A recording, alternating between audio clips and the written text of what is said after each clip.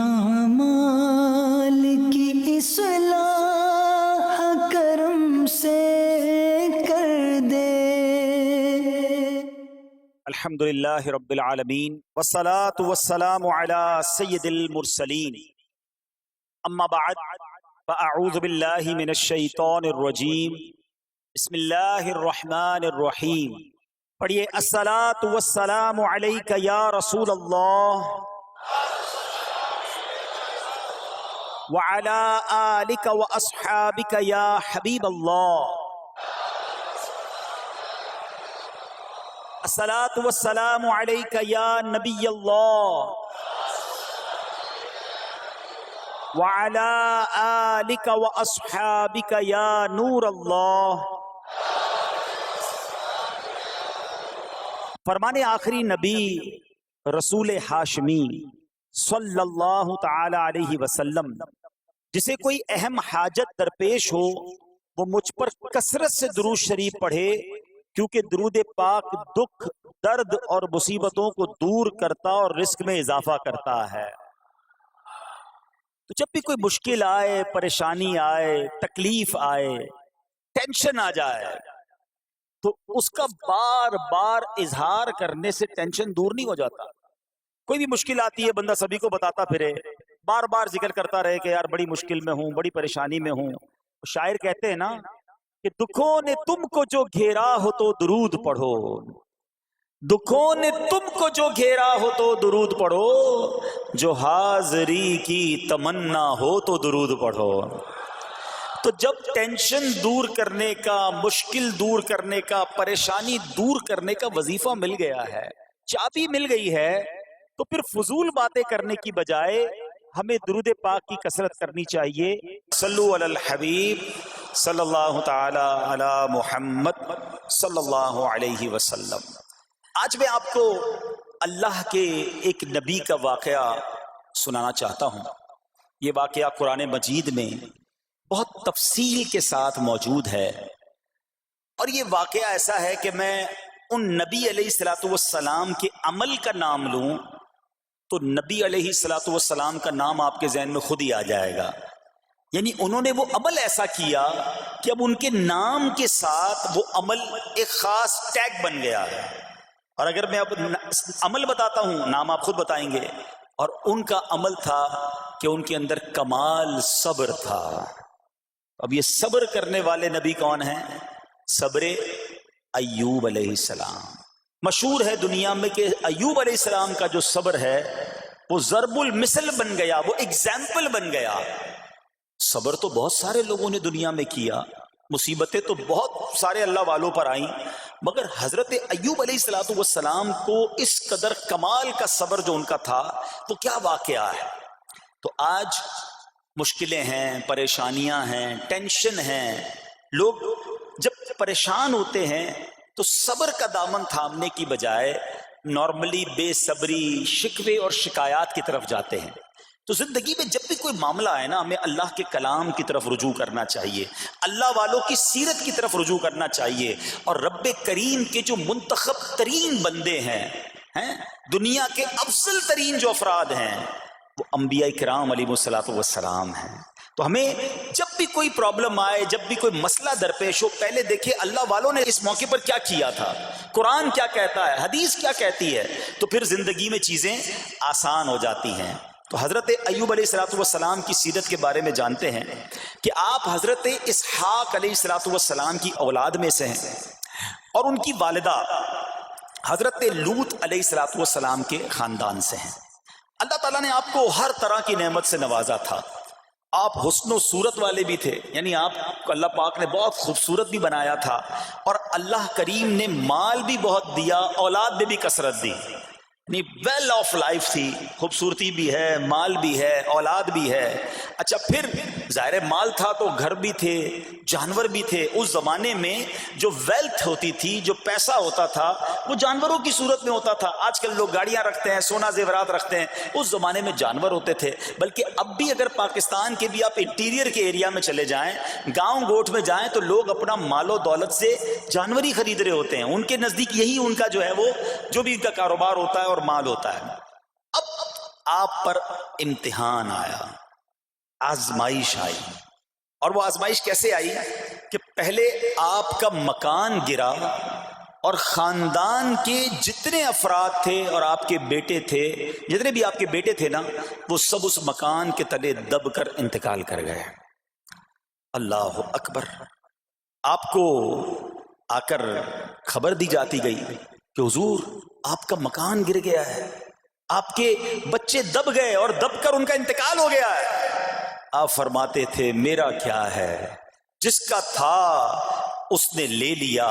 جب تک اس نے مجھے دے رکھا تھا وہ میرے پاس تھا، جب اس نے چاہا اس نے واپس لے لیا. اسی نے دیا تھا نا.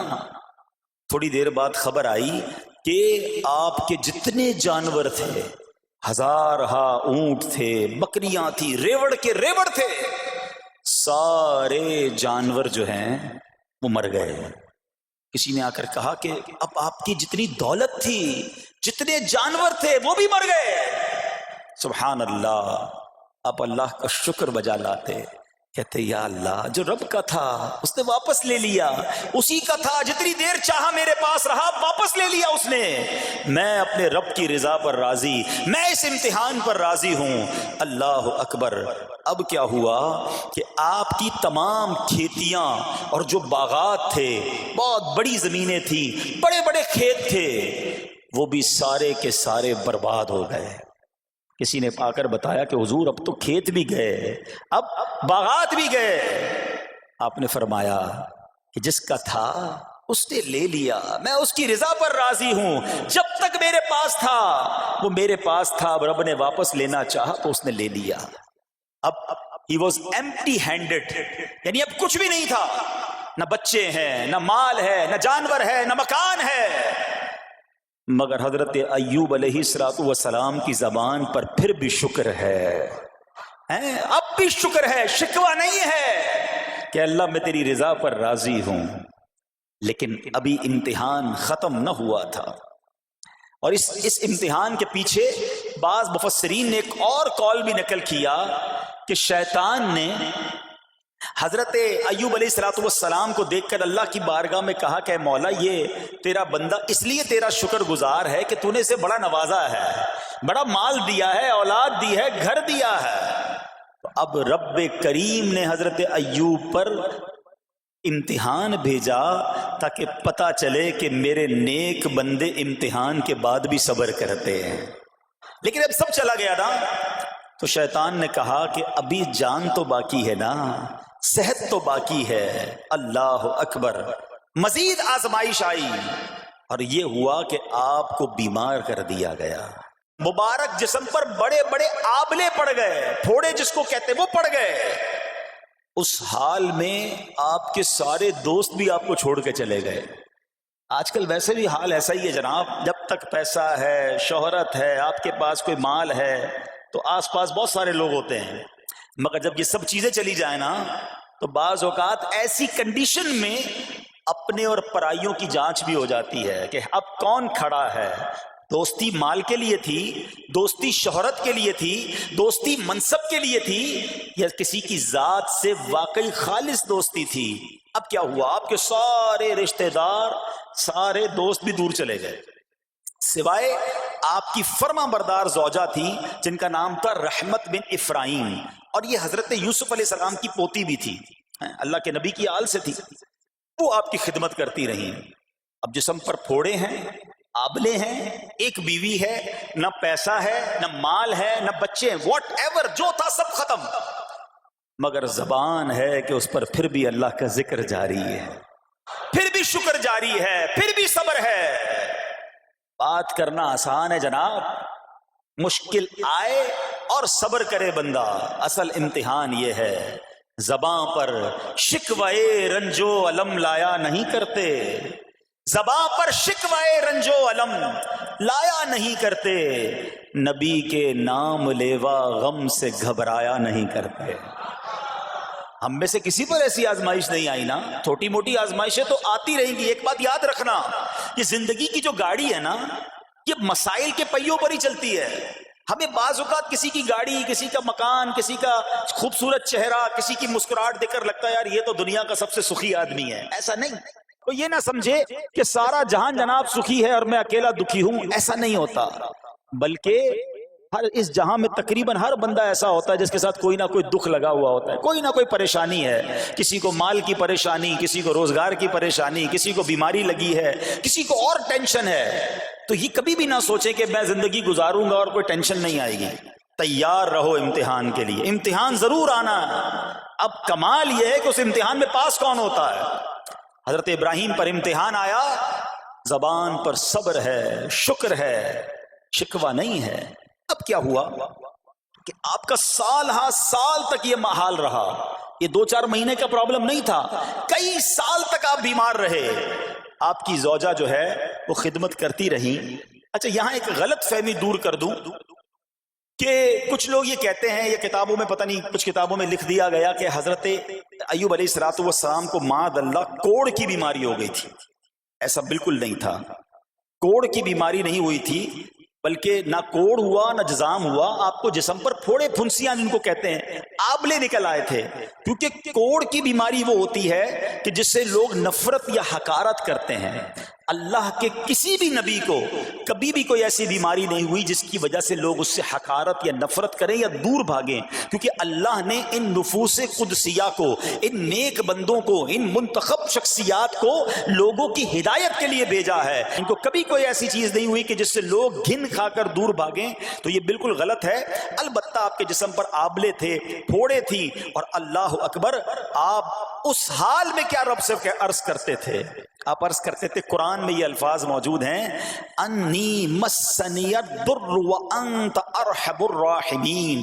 ترجمہ کیا ہے؟ مجھے تکلیف پہنچی اور تو سب مہر والوں سے بڑھ کر مہر والا ہے، رحم کرنے والوں میں سب سے بڑھ کر رحم کرنے والا ہے. یعنی اللہ کی بارگاہ میں یہ عرض کرتے تھے، یا اللہ تکلیف پہنچی ہے، رحم تو نے کرنا ہے، تو ارحم الراحمین ہے. زمانے سے نہیں کہتے تھے. یہاں ایک اور پرابلم ہے. میں کوئی مسئلہ ہوتا ہے، پرابلم آتی ہے، ہم ساری دنیا سے کہتے ہیں یہ مسئلہ ہو گیا، یہ پرابلم ہو گئی. نہیں، ساری دنیا میں سے کوئی آپ کا مسئلہ حل نہیں کر سکتا. اس سے بات کرو نا جو مسائل کو حل کرنے والا ہے، اس سے عرض کرو نا جو مصیبت کو دور کرنے والا ہے. ادھر ادھر جانے کی بجائے پرابلم یہ ہے جب بھی مشکل آتی ہے ہم سب کے پاس جاتے ہیں، ہم رب کے پاس نہیں جاتے. جاؤ اس کے پاس جو حل المشکلات ہے، جو مصیبتوں کو حل کرنے والا ہے، اس کی بارگاہ میں فریاد کرو. وہ شاعر کتنی پیاری بات لکھتے ہیں نا، یہ بہت سارے لوگوں کے لیے درس ہے جو اپنی پرابلمز کے لیے دنیا والوں کے پاس جاتے ہیں. ارے اگر پکارنا ہے تو اللہ کی بارگاہ میں پکارو، التجا کرنی ہے تو اللہ کے حبیب سے عرض کرو نا. شاعر لکھتے ہیں، کسی کا احسان کیوں اٹھائیں، کسی کو حالات کیوں بتائیں، کسی کا احسان کیوں اٹھائیں، کسی کو حالات کیوں بتائیں. تمہیں سے مانگیں گے تم ہی دو گے، تمہارے در سے ہی لو لگی ہے. ہم اللہ کی بارگاہ میں عرض کریں، اللہ کے حبیب کی بارگاہ میں لو لگائیں. دنیا والوں کے پاس کچھ نہیں رکھا، لیکن ہم دنیا والوں کو بتا کر اپنے صبر کا ثواب بھی ضائع کر دیتے ہیں. دیکھو حضرت ایوب علیہ السلام کا صبر، کسی سے نہ کہا، اللہ کی بارگاہ میں عرض کرتے رہے. اب آپ کی آزمائش کا وقت پورا ہوتا ہے، دعا کرتے رہے، التجا کرتے رہے، صبر کرتے رہے. حکم ہوا کہ اپنا پاؤں زمین پر مارو. حضرت ایوب علیہ السلام نے پاؤں زمین پر مارا تو زمین سے ایک چشمہ پھوٹ اٹھا. حکم الہی سے حکم دیا گیا کہ اب اس پانی سے غسل کرو. آپ نے جب اس پانی سے غسل کیا تو آپ کی تمام بیماریاں دور ہو گئیں. پھر آپ 40 قدم چلے، دوبارہ زمین پر قدم مارنے کا حکم دیا. قدم مارتے ہی ایک اور خوبصورت لذیذ ٹھنڈے پانی کا چشمہ نمودار ہوا. پانی ٹھنڈا، میٹھا اور لذیذ تھا. اب آپ نے وہ پانی پیا تو آپ کے باطن میں نور ہی نور پیدا ہو گیا اور آپ کو اعلیٰ درجے کی صحت و نورانیت حاصل ہو گئی. اور سنو، میرا رب تو قادر ہے نا، اللہ تعالیٰ نے آپ کی وہ ساری اولاد جو دب کر کئی سال پہلے مر گئی تھی، انتقال فرما گئے تھے، اللہ نے ان تمام اولاد کو پھر زندہ فرما دیا. اور آپ کی بیوی کو دوبارہ جوانی بخشی، اور اب اس کے بعد بھی آپ کی کثیر اولاد ہوئی. سنو سنو، جو جانور چلے گئے تھے نا، اللہ نے مویشی، اسباب و خزانہ اس سے زیادہ آپ کو پھر سے عطا فرما دیا. صبر کیا تھا نا. ان اللہ مع الصابرین. اچھا یاد سب کو ہے یہ آیت, بچپن سے یاد ہے, اللہ صابروں کے ساتھ ہے, صبر کرنے والوں کے ساتھ ہے. مگر صبر کرنا نہیں ہے, امتحان آنا ہے تو صبر کرنا نہیں ہے. آیت سب کو پتا ہے. اچھا جس کے ساتھ پرابلم ہو جائے نا, اس کو بھی بندہ درس دینے جا رہا ہوتا ہے, بھائی صبر کرنا, اللہ آپ کو صبر دے. لیکن جب اس پر امتحان آتا تو یہ صبر کرتا نہیں ہے. دوسروں کو درس دے رہا تھا, آج تیری باری آئی ہے نا, تو صبر کا دامن نہ چھوڑیں. میں آپ کو ایک بات سوال پوچھنا چاہتا ہوں. آج کل ہم بڑے لوگوں سے تعلقات کیوں بنانے کی کوشش کرتے ہیں؟ یار جب کوئی مشکل ٹائم آئے گا نا تو یہ بندہ کام آئے گا. یہ پیسے والا دوست ہے, یہ اس کے تعلقات بہت ہیں, اس کی گورنمنٹ میں بات ہے, اس کی وکیلوں میں بات ہے. 4-5 ایسے دوست ہونے چاہیے. یہ ڈاکٹروں کے اندر بڑی اچھی اس کی دوستی ہے, کوئی ڈاکٹر کا بھی کام آئے گا تو یہ بندہ کام آ جائے گا. ہم دنیا والوں سے تعلقات اس لیے بناتے ہیں تاکہ یار مصیبت آئے تو یہ بندہ کام آئے. اور نارملی اکثر ایسا ہوتا ہے کہ جس سے امید رکھی ہوتی ہے مصیبت کے وقت غائب ہو جاتا ہے. لیکن رب خود قرآن میں فرما رہا ہے ان اللہ مع الصابرین, صبر کر لو اللہ کی رحمت تمہارے ساتھ ہو جائے گی. اب میں آپ سے سوال کرتا ہوں, دنیا کے تعلقات ہوں یہ ضروری ہے یا یہ فائدے مند ہے, یا بندہ صبر کر لے تو اللہ کی رحمت ساتھ ہو جائے, سارے غم ویسے ہی دور ہو جائیں گے؟ صبر اس کو نہیں چھوڑنا ہے. تو حضرت ایوب علیہ السلام کی زندگی میں ایک اور واقعہ یہ ہوا کہ جب آپ بیمار تھے, آپ کو پتہ جب بندہ بیمار ہوتا ہے تو بعض اوقات اس کی طبیعت میں کیفیات بھی ہوتی ہیں. تو آپ نے اپنی زوجہ کو پکارا, تو آپ کی زوجہ کچھ دیر میں حاضر ہوئی. تو آپ نے جلال میں آ کر اس کو 100 درے, اپنی زوجہ کو 100 کوڑے مارنے کی قسم کھا لی. اب جب صحت آ گئی تو قسم تو آپ نے کھائی ہوئی تھی, تو اب کیا کرتے؟ اس بیوی نے تو خدمت بھی بہت کی تھی, اب اسے کوئی خاص کیفیت تھی, آپ نے قسم اٹھا لی تھی. سبحان اللہ, ایوب علیہ السلام کو اللہ کریم نے قرآن میں کیا حکم دیا کہ اے ایوب آپ ایک یعنی 100 جس کو کہتے ہیں تنکے, 100 تنکوں والی جھاڑو لیں اور اس جھاڑو کو ایک مرتبہ اپنی بیوی کو مار دیجئے تو آپ کی قسم جو ہے وہ پوری ہو جائے گی, یعنی قسم کا کفارہ نہیں دینا ہوگا. اللہ اکبر. اللہ نے اس نبی علیہ السلام کی فرما بردار بیوی کی جو سزا تھی یا جو معاملہ تھا اس کو کتنا آسان فرما دیا. تو رب کریم نے قرآن مجید فرقان حمید میں اس کو کس طرح بیان فرمایا, وَخُذْ بِيَدِكَ ضِغْثًا فَاضْرِب بِهِ وَلَا تَحْنَثْ, فرمایا کہ اپنے ہاتھ میں ایک جھاڑو لے کر اسے مار دے اور قسم نہ توڑ. اِنَّا وَجَدْنَاهُ صَابِرًا, فرمایا ہم نے اسے صابر پایا. نعم العبد, کیا اچھا بندہ. اِنَّهُ اواب, بے شک وہ بہت رجوع لانے والا ہے. ارے آج دنیا کسی کو کہے یہ صبر والا ہے, حضرت ایوب کی شان دیکھو کہ رب فرما رہا ہے قرآن میں اِنَّا وَجَدْنَاهُ صَابِرًا, اور ہم نے ایوب کو صبر کرنے والا پایا, صابر پایا. اللہ حضرت ایوب کے صبر کے صدقے ہمیں بھی صابرین میں شامل فرما لے. اللہ اکبر, سبحان اللہ. اور رب کریم نے جو اواب فرمایا, علماء کہتے ہیں کہ یہ اواب کے لاجواب خطاب کو جو آپ کے سر مبارک پر ایک تاج کی طرح رکھ دیا گیا, کیونکہ اواب کے معنی کیا ہے؟ انہو اواب, بے شک وہ بہت رجوع لانے والا ہے. اللہ اکبر. صبر کیا تو رب نے کیسے کیسے القاب جو ہیں وہ قرآن میں عطا فرمائے. یہاں ایک اور بات بھی سیکھنے والی ہے کہ حضرت ایوب علیہ السلام کے صبر کا کمال یہ ہے کہ قرآن میں ذکر آ گیا. آپ صبح قیامت تک حافظ تلاوت کریں گے, تراویح میں قرآن پڑھا جائے گا, جب بھی قرآن کی تلاوت دنیا کے کونے کونے میں کی جائے گی, قیامت تک حضرت ایوب کے صبر کا ذکر ہوتا رہے گا. جب آپ صبر کرتے ہیں اللہ رسول کو راضی کر لیتے ہیں, اللہ ان ناموں کو بلند فرما دیتا ہے. بہرحال میرے پیارے اسلامی بھائیوں, اب یہاں تھوڑا سا ایک شرعی مسئلہ بھی سمجھ لیں. بعض اوقات ہے کہ آپ لفظ سنتے ہیں ہیلا. اچھا کچھ لوگ جب یہ لفظ ہیلا سنتے ہیں تو کنفیوز ہو جاتے ہیں, یار یہ کیا, ایک کام کرنا تھا اس کو ایک اور طریقے سے کر دیا, ہمیں سمجھ نہیں آ رہا. عجیب عجیب سی لوگ باتیں کرتے ہیں. سبحان اللہ. علماء فرماتے ہیں پہلے ہیلے کا مسئلہ سمجھ لیں. فتاوی عالمگیری میں ہے جو ہیلا کسی کا حق مارنے یا اس میں شبہ پیدا کرنے یا باطل ذریعے سے فریب دینے کے لیے کیا جائے وہ مکروہ ہے, اور جو ہیلا اس لیے کیا جائے کہ آدمی حرام سے بچ جائے یا حلال کو حاصل کر لے وہ اچھا ہے. انما الاعمال بالنیات, غلط نیت سے ہیلا کہ کسی کا حق دبا لوں یا معاذ اللہ زکوٰۃ ادائی نہ کرنی پڑے, اللہ کو کوئی دھوکہ نہیں دے سکتا, اللہ دیکھ رہا ہے کہ اس کی نیت کیا ہے. لیکن ہیلا اس لیے ہے کہ حرام سے بچ جائے، حلال حاصل کر لیا جائے، تو اس کی جو جواز کی صورتیں ہیں علماء نے فرمایا یہ آیت اس میں دلیل ہے. اور آیت کیا تھی؟ وَخُذْ بِيَدِكَ ضِغْثًا فَاضْرِبْ بِهِ وَلَا تَحْنَثْ، اور فرمایا اپنے ہاتھ سے ایک جھاڑو لے کر اسے مار دو اور قسم نہ توڑو. قسم تو 100 کوڑے مارنے کی تھی، اللہ کریم نے آسانی کا راستہ بتایا. ہاں ایک بات یاد رہے، یہ بڑی امپورٹنٹ بات کرنے جا رہا ہوں کہ مفتیان کرام، قابل اعتماد مفتیان کرام سے رہنمائی لے کر ہم جیسے لوگوں کو، عوام الناس کو کوئی ہیلا اپنے طور پہ نہیں کر لینا چاہیے. ہاں کیونکہ بعض ہیلوں کی شرعی طور پر اجازت نہیں ہوتی، اور بعض اوقات ہیلا کرنے میں ایسی غلطی لوگ کر جاتے ہیں جن کی وجہ سے ہیلا ہوتا ہی نہیں ہے. تو یہاں صرف آپ کو دلیل بتانا تھا، باقی اگر کسی قسم کا کوئی شرعی ہیلا کرنا ہے تو قابل اعتماد مفتیان کرام سے رجوع کیا جائے. سبحان اللہ. اب حضرت ایوب علیہ السلام کے صبر کی بات ہوئی ہے نا، اللہ نے پتہ ہے آپ کو کتنا مقام عطا فرمایا کہ نبی کریم صلی اللہ تعالی علیہ وآلہ وسلم نے ارشاد فرمایا حضرت ایوب لوگوں میں سب سے بڑھ کر عالم، صابر اور غصہ پینے والے تھے. حضرت ابن مسعود رضی اللہ تعالیٰ عنہ سے مروی ہے کہ حضرت ایوب علیہ السلام قیامت کے دن صبر کرنے والوں کے سردار ہوں گے. ہاں صبر کرنے والوں کے بھی سردار ہوں گے. اچھا بعض اوقات ہوتا کیا ہے، اچانک کوئی پرابلم آ گئی، کہیں آگ لگ گئی، گاڑی میں نقصان ہو گیا، پیسے چوری ہو گئے، موبائل چوری ہو گیا، کوئی چیز میں نقصان ہو گیا، کاروبار میں نقصان ہو گیا، صحت خراب ہوئی. بندہ کہتا ہے یار یہ میرے ساتھ کیوں ہوا ہے، میں نے ایسا کیا کیا ہے. بعض اوقات زبان سے شکوے، شکایت، حالانکہ قرآن مجید فرقان حمید نے تو پہلے ہی ہمیں بتا دیا ہے. ہمارا پرابلم پتہ ہی کیا ہے، ہم بہت ساری باتیں جانتے ہیں دنیا کی، قرآن و حدیث پڑھتے نہیں ہیں تو مینٹلی پریپیئرڈ نہیں رہتے.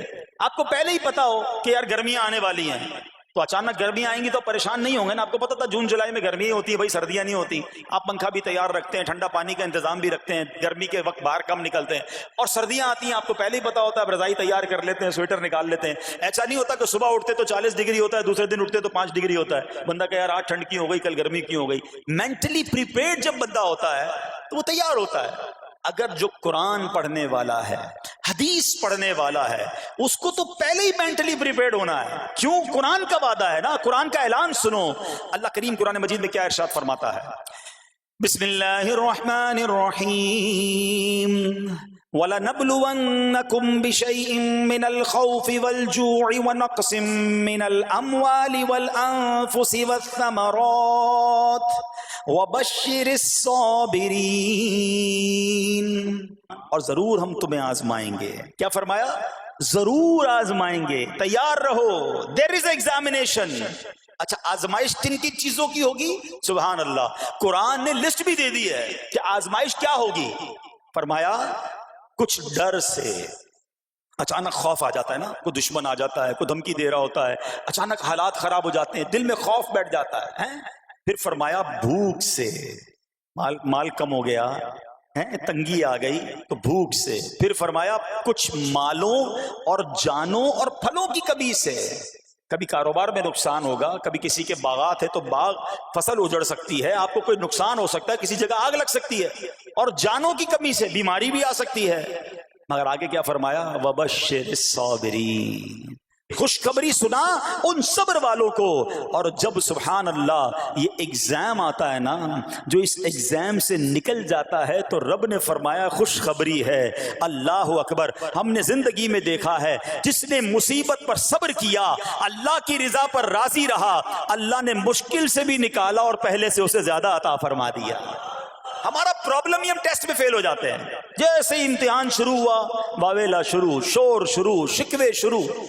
سب کو بتانا، حالانکہ کر کوئی نہیں سکتا لیکن سب کو بتائیں گے. نہ کرو ایسا. میں جانوں، میرا رب جانے، مجھے کیوں کسی کو بتانا. ہاں وہ کریم ہے، وہ دیکھ رہا ہے کہ میرا بندہ صبر کر رہا ہے. سبحان اللہ. حضرت سیدنا امام ابو جعفر محمد بن جریر طبری تفسیر طبری میں اس آیت مبارک کے تحت فرماتے ہیں، یعنی ہم تمہیں دشمن کے خوف، قحط سالی، شدید بھوک و فقر و فاقہ، فصلوں کی کمی، مقاصد کے حصول میں مشکلات، کفار سے جنگ کے دوران افرادی قوت میں کمی اور اہل و عیال کی موت وغیرہ کے ذریعے آزمائیں گے. اور یہ سب چیزیں بطور امتحان ہوں گی تاکہ تمہارے سچے جھوٹوں سے اور اہل بصیرت منافقوں سے سے جدا ہو جائیں. یعنی اس ٹیسٹ میں پتہ چل جائے گا کون اللہ والا ہے, کون صبر والا ہے, کون اللہ کی رضا پر راضی رہنے والا ہے. سنو سنو, جب یہ تکلیف آتی ہے نا تو اس کا پھر اجر کتنا ملتا ہے. شہنشاہ نبوت مخزن جود و سخاوت صلی اللہ تعالی علیہ وسلم نے ارشاد فرمایا, جو دنیا میں ہی اپنی ہر خواہش کی تکمیل کر لے تو یہ چیز آخرت میں اس کے اور اس کی خواہش کے درمیان آڑ اور پردہ بن جائے گی. اور جو مالداروں کی زینت کی طرف اپنی نگاہیں دراز کرے تو وہ آسمان والوں کے سامنے بے عزت ہو جاتا ہے. اور جو شدید بھوک پر صبر کرے اللہ عز و جل اس کو جنت الفردوس میں جہاں چاہے گا ٹھکانہ عطا فرمائے گا. ہاں, ہر چیز پوری ہو جائے, جو چاہیے وہ مل جائے, یہ نہیں ہونا چاہیے. کچھ نہ کچھ آزمائشیں آئیں گی, اور اگر سب ادھر مل گیا تو ادھر پھر کیا ملے گا. ہم اللہ سے یہ دعا کرتے ہیں کہ ادھر بھی عطا فرمائے, ادھر بھی محروم نہ کرے. ہاں, ہمیں ڈرتے بھی رہنا چاہیے کہ یار میں جو مانگتا ہوں ادھر مل جاتا ہے, کہیں وہاں محروم نہ رہ جاؤں. تو آزمائش آئے تو صبر کرنا چاہیے, اللہ کی رضا کے طور پہ زندگی گزارنی چاہیے. ایک بار نبی پاک علیہ الصلوۃ والسلام انصار کے پاس تشریف لے گئے تو فرمایا کیا تم مومن ہو؟ بڑا کمال کا سوال جواب ہے, ذرا غور کیجئے گا. ہمارے پاس بھی کوئی آ کر کہے کہ کیا تم مومن ہو تو ہم کیا جواب دیں گے؟ صحابہ خاموش رہے. سیدنا فاروق اعظم نے کہا حضور ہاں ہم مومن ہیں. شاید ہمارا بھی جواب یہی ہوگا مومن ہیں. مگر اگلا سوال سنو نبی پاک علیہ الصلوۃ والسلام کا. فرمایا کہ اگر تم مومن ہو تو تمہارے ایمان کی علامت کیا ہے؟ ہاں, اب ہم سے کوئی یہ سوال کرے تو ہم جواب کیسے دیں گے؟ بھائی تم کہہ رہے ہو مومن ہیں, واٹ از دا سمٹمز, کوئی نشانی کوئی علامت تو بتاؤ نا. اب یہ سوال کرنے والے کون ہیں؟ پیارے آقا صلی اللہ تعالی علیہ وآلہ وسلم. صحابہ سامنے بیٹھے ہیں. ارشاد فرمایا مومن ہو تو علامت کیا ہے؟ کیا شاندار جواب دیا کہ صحابہ کرام نے کہ ہم جب فراخی کی حالت ہوتی ہے نا, آسانی ہوتی ہے تو ہم شکر ادا کرتے ہیں. جب آزمائش آتا ہے, کوئی پرابلم آتی ہے, ہم صبر کرتے ہیں اور اللہ کے فیصلے پر راضی رہتے ہیں. نبی اکرم علیہ الصلوۃ والسلام نے جواب میں کیا فرمایا؟ رب کعبہ کی قسم تم مومن ہو.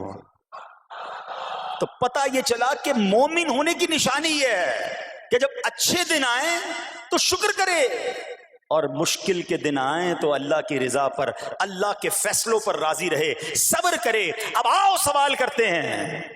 اچھے دن آتے تو ہم کیا کرتے ہیں؟ ارے بھائی میں تو انتظار میں تھا, تھوڑے پیسے آئیں تو فلاں عیاشی کروں, فلاں گناہ کروں. تھوڑے پیسے تھے تو وہ کام ہی نہیں کر پا رہا تھا, اب تو موقع میں لگا ہے, اب تو دن آئے ہیں. معاذ اللہ, جس کو اللہ نعمتیں دیتا ہے, فراخی دیتا ہے, تو وہ اللہ کی نافرمانی میں لگ جاتا ہے. اور جب اس کو کوئی آزمائش بھیجتا ہے تو وہ ناشکری کہہ کر, بلکہ بعض اوقات تو کفریہ کلمات منہ سے نکال کر ایمان سے بھی ہاتھ دھو بیٹھتا ہے.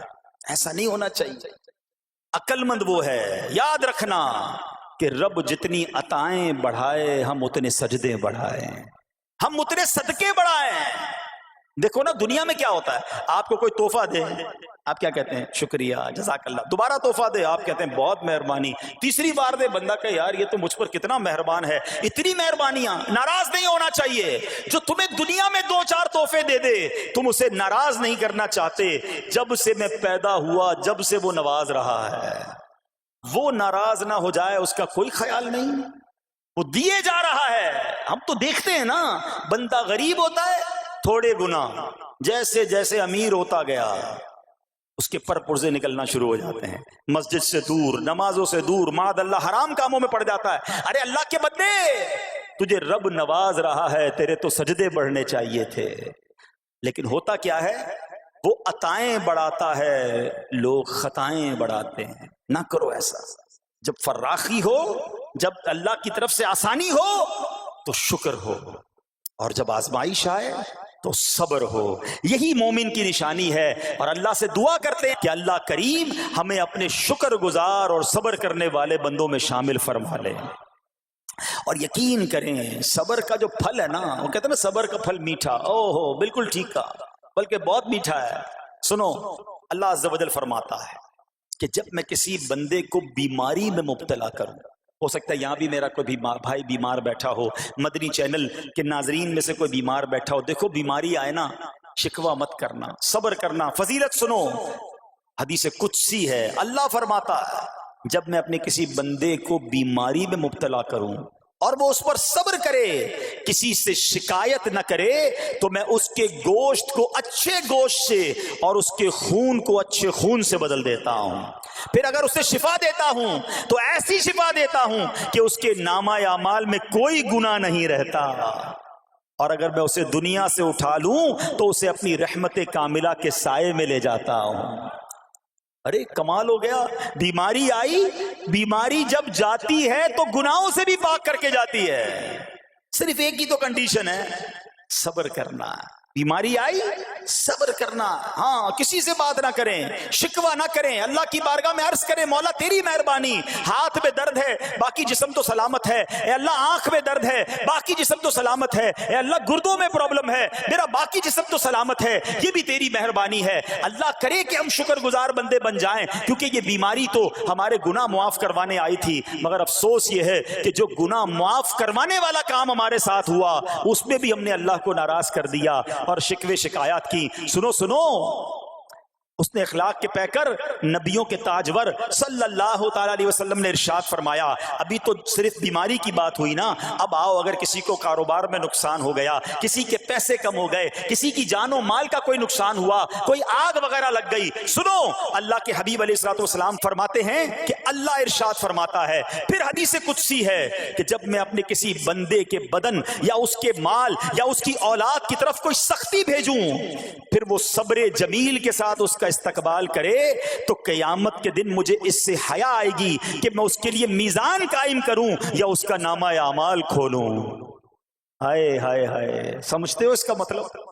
اللہ فرما رہا ہے مجھے حیا آئے گی کہ اپنے بندے سے اب کیا حساب لوں۔ جب آزمائش بھیجی تھی تو اس نے صبر کیا تھا، اس نے شکوہ نہیں کیا تھا۔ خدا کی قسم میں آپ سے پوچھتا ہوں، میرا کوئی نقصان ہو جائے اور قیامت کے دن میرا نامہ اعمال نہ کھولا جائے، مجھے اللہ کی بارگاہ میں حساب نہ دینا پڑے، مجھے بتاؤ یہ دنیا کے حساب نقصان کی کیا حیثیت ہے اگر ادھر بخشا جائے۔ سنو تو صحیح، رب فرما رہا ہے کہ مجھے حیا آتی ہے کہ اس کے لیے میزان قائم کروں یا اس کا نامہ اعمال کھولوں۔ ارے یہ ساری دنیا کی دولت، یہ ساری دنیا کی آسائشیں ایک طرف، اگر قیامت کے دن حساب کتاب میں آسانی مل جائے، اللہ بلا حساب جنت میں داخل کر دے، اس سے بڑھ کر کوئی نعمت نہیں۔ مگر آج افسوس یہ ہوتا ہے کہ اگر کسی پر امتحان آتا ہے، وہ اس امتحان میں فیل ہو جاتا ہے۔ اس حدیث میں ایک لفظ استعمال ہوا صبر جمیل کے ساتھ۔ اب یہ بھی بڑا مسئلہ ہے کہ لوگوں کو یہی نہیں پتا کہ صبر جمیل ہے کیا۔ لوگ کہتے تو بہت ہیں اللہ پاک آپ کو صبر جمیل عطا فرمائے، اب اس سے پوچھو بھائی صبر جمیل کی تعریف کیا ہے،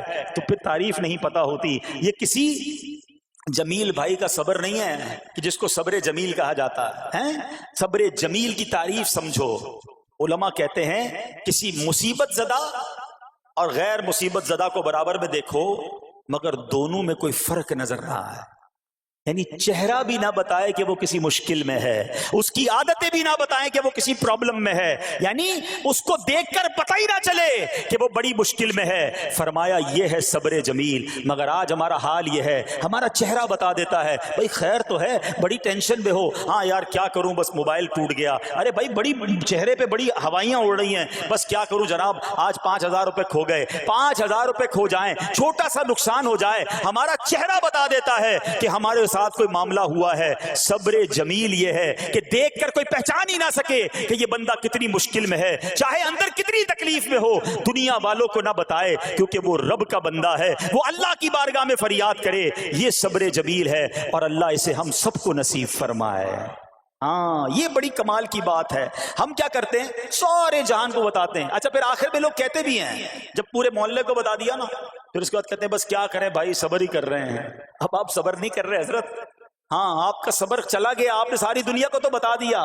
صبر یہ ہے کہ صبر پہلے صدمے پر ہوتا ہے، جیسے ہی آپ کو کوئی صدمہ لگا نا، اب آپ جانے رب جانے، نہ بتائیں کسی کو، ٹھیک ہے؟ وہ الگ بات ہے آپ کسی کو دعا کے لیے کہہ دیں، لیکن بڑا نقصان ہو گیا، بڑی مشکل ہو گئی، بڑی پریشانی ہو گئی، اس سے حل تو کوئی نہیں ہونا۔ اچھا ہمارا ماجرا ایک اور بھی بڑا عجیب ہے، مشکل ہو جائے تو سب کو بتاتے ہیں، آسانی ہو جائے تو پھر کسی کو نہیں بتاتے ہیں۔ 5,000 کا نقصان سارے محلے کو پتا ہے، 50,000 کا فائدہ ہوا پھر کسی کو بتایا آپ نے؟ نہیں یار بتاؤں گا تو نظر لگ جائے گی، گھر والوں کو تو بالکل بھی نہیں بتاؤں گا، خرچہ بڑھا دیں گے۔ گھر والوں کو ساری ٹینشن کی خبریں جا کے دے رہے ہوتے ہیں، مارکیٹ میں بڑا نقصان ہو گیا، آج بڑا مندہ ہے، ارے بھائی کاروبار بالکل نہیں ہے، تاکہ گھر والوں کا خرچہ روک سکے. اور جیسے ہی کاروبار اچھا ہو گیا گھر جاتے پھر بھی وہی والا منہ بنا لیتے ہیں تاکہ ان کو پتہ نہ چلے میں بڑے پیسے کمانے لگا ہوں. یہ نہ کیا کریں. ہاں ٹینشن آپ کسی کو بتا کر اپنا صرف ثواب ضائع کرتے ہیں، باقی کچھ نہیں ہوتا. کرنا رب نے ہے، اور یہ اگر آزمائش میرے درجے بلند کرنے آئی ہے، اگر یہ آزمائش مجھے اللہ کے قریب کرنے آئی ہے تو پھر تو اس کا استقبال ہونا چاہیے نا. ہاں ہمارے بزرگان دین تو آزمائشوں کا استقبال کیا کرتے تھے. اور سنو، یہاں ہو سکتا ہے کہ میرا کوئی نابینا بھائی بیٹھا ہو. بعض اوقات ایسا بھی ہوتا ہے کہ اچانک کسی کی بینائی چلی جاتی ہے، آنکھیں ٹھیک ہوتی ہیں اور اچانک ایکسیڈنٹ ہوا یا کوئی واقعہ ہوا ہے. بہت بڑی آزمائش. اللہ اس آزمائش سے ہمیں محفوظ رکھے. مگر دیکھو میرے رب کی شان دیکھو، جب بھی کوئی تکلیف آتی ہے نا بندہ صبر کرے، اس تکلیف کا اجر تیار ہے، اس کا کمال سے اس کی رحمت تیار ہے، رحمت کی برسات تیار ہے. سنو، اللہ فرماتا ہے کہ اے جبرائیل، جب میں اپنی کسی بندے کی بینائی لے لوں تو اس کا اجر یہ ہے کہ میں اسے اپنے دیدار سے مشرف فرماؤں گا. ہاں آنکھیں گئی ہیں مگر اللہ فرماتا ہے میں اپنا دیدار کرواؤں گا. بس صرف صبر کرنا ہے.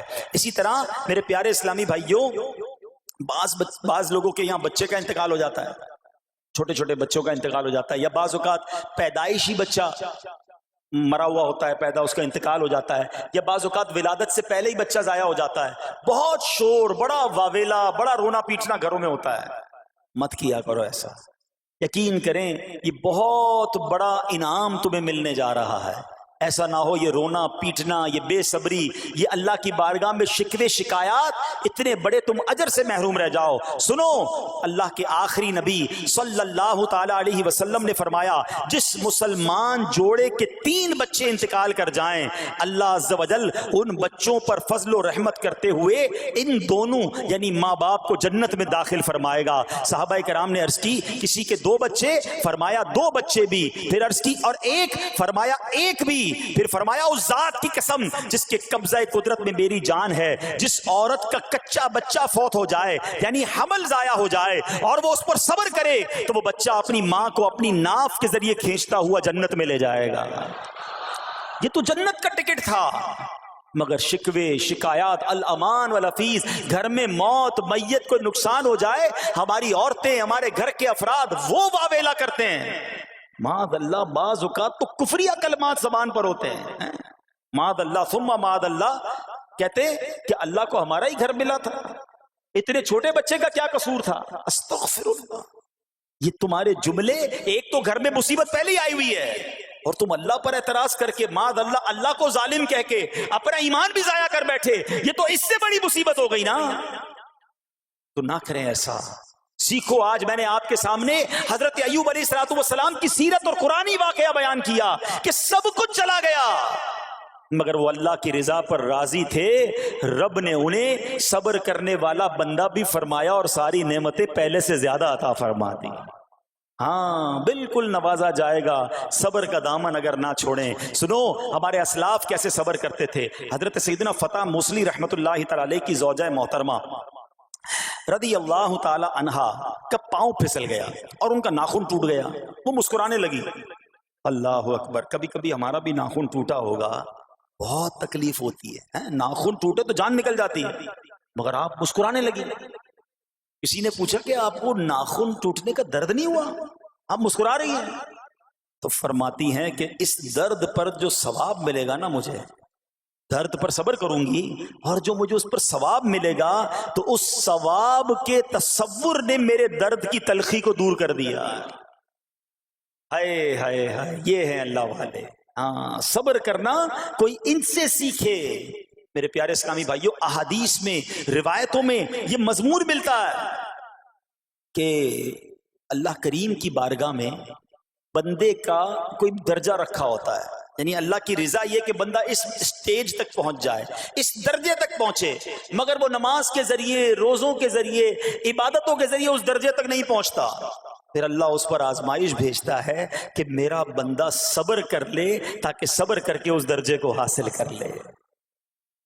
ہائے ہائے، یعنی مجھ پر کوئی آزمائش آئی تھی میرے درجے بڑھانے، مگر ہائے میری بے صبری کہ میں نے وہ درجہ پانے کا موقع ضائع کر دیا، میں نے وہ ثواب پانے کا موقع ضائع کر دیا۔ خدا را یاد رکھنا، اگر کسی آزمائش سے گزر رہے ہو تب بھی، اور اگر آئندہ کوئی آزمائش آئے، صبر کا دامن نہ چھوڑنا، یہ تصور کر لینا کہ یہ میرے گناہ معاف کرنے کا ذریعہ بن رہا ہے، یہ میرے درجے بڑھانے کا ذریعہ بن رہا ہے۔ اور سنو، جب مصیبت آئے تو پڑھنا کیا ہے؟ رسول اللہ صلی اللہ تعالی علیہ وآلہ وسلم نے فرمایا، جو مصیبت کے وقت انا للہ و انا الیہ راجعون کہتا ہے تو اللہ عز و جل اس کی پریشانی دور فرما دیتا ہے اور اس کے کام کا انجام اچھا فرماتا ہے، اور اسے ایسا بدل عطا فرماتا ہے جس پر وہ راضی ہو جاتا ہے۔ تو یہ پڑھ لیں، لیکن شکوہ نہ کریں، دنیا والوں کو بتانے کی حاجت نہیں۔ اچھا، وہ جو میں بات کر رہا تھا کہ تکلیف سب کو بتانی ہے اور راحت کے بارے میں کسی کو کوئی شکر کرتا ہوا نظر نہیں آتا۔ ایک بار ایک شخص کے سر پر جو ہے نا وہ تکلیف ہوئی نا، سر میں درد ہو گیا، اس نے پٹی باندھی اور گھومنے لگا۔ اس زمانے میں حضرت رابعہ بصریہ رضی اللہ رحمۃ اللہ تعالی علیہ، اللہ کی بہت بڑی ولیاں ہیں، آپ نے اس کو دیکھا کہ کیوں پٹی باندھی ہے؟ وہ کہتا سر میں درد تھا اس لیے پٹی باندھی ہے۔ بات تھوڑی سی باریک ہے، سمجھدار لوگ سمجھیں گے، اس لیے پٹی باندھی ہے کہ سر میں درد تھا۔ اللہ اکبر۔ اس اللہ والی نے پتہ ہے کیا کہا؟ آپ کہتی ہیں کبھی صحت کی پٹی بھی باندھی ہے؟ یہ جملہ ہے بڑا سمجھنے والا ہے، یعنی اللہ نے اتنے دنوں تک صحت میں رکھا تو کسی کو نہیں بتایا، اور تھوڑے دنوں کی تکلیف آئی تو پٹی باندھ کے سب کو بتانے چلا ہے کہ رب نے بیمار کیا ہے۔ ہاں، ہمیں اللہ کریم کی طرف سے آزمائش ہمیشہ تھوڑی آتی ہے۔ اگر اپنی زندگی کا ہم پورا عرصہ کیلکولیٹ کریں نا کہ بھئی 40 سال کا کوئی بندہ ہو گیا تو کتنے دن ہوئے 40 سال میں؟ ٹھیک ہے، ایک بار کبھی بیٹھ کے اکیلے میں حساب کرنا، اتنے ہزار دن میں نے دنیا میں گزارے، کتنے دن بیمار رہا؟ تو شاید چند دن، 100 دن، 50 دن، 200 دن بنیں گے۔ کئی ہزار دنوں میں سے اگر چند دن اللہ نے مجھ پر آزمائش ڈالی تو ہزاروں دن راحت بھی تو ڈالی نا، صحت بھی تو عطا فرمایا۔ اتنے دن جس رب نے چھاؤں میں کھڑا کیا، اگر تھوڑی دیر کے لیے دھوپ آئی ہے تو مجھے شکوہ نہیں کرنے چاہیے۔ یاد رکھنا، ہر رات کے بعد صبح ہے، ہر دھوپ کے بعد چھاؤں ہے۔ اگر تم انتظار کرو گے تو رب ایسی رحمت تم پر نازل کرے گا، اپنے غیب کے خزانوں سے عطا فرمائے گا۔ قرآن میں رب نے وعدہ کیا ہے، وَمَن يَتَوَكَّلْ عَلَى اللَّهِ فَهُوَ حَسْبُهُ، جو اللہ پر بھروسہ کرے اللہ اس کے لیے کافی ہے۔ مگر ہمارا پرابلم یہ ہے کہ جب مشکل آتی ہے ہم یہ ساری باتیں بھول کر بس شکوہ، شکایات اور پریشانی میں چلے جاتے ہیں۔ ارے آپ اس مصیبت کو اللہ کی طرف سے نعمت سمجھ لو، اللہ کی طرف سے یہ سمجھ لو کہ میرے گناہ معاف کروانے، میرے درجات بلند کرنے کے لیے آیا ہے۔ اچھا، اب ایک اور بات، بعض اوقات شیطان ہے نا، وہ کسی کے دماغ میں وسوسہ ڈالتا ہے کہ یار جب میں نمازیں نہیں پڑھتا تھا نا تب تو اتنا پریشان نہیں رہتا تھا، جب سے نمازیں شروع کی، دعوت اسلامی کے اجتماع میں آنے لگا، مدنی قافلوں میں سفر شروع کر دیا، اب تو میں نے کچھ ذمہ داری بھی لینا شروع کر دی ہے۔